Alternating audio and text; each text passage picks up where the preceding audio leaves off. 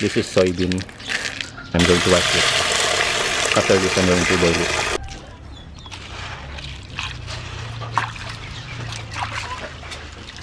So it's done, and I'm going to boil it.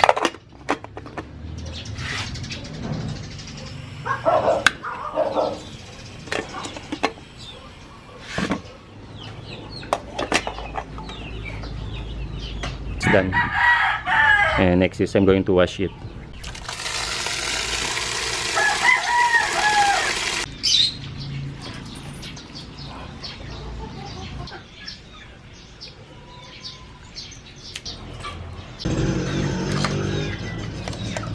Let's heat it until it gets dry.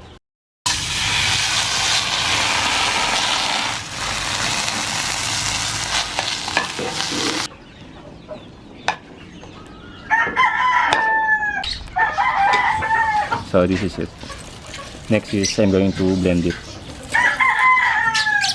and turn it into powder.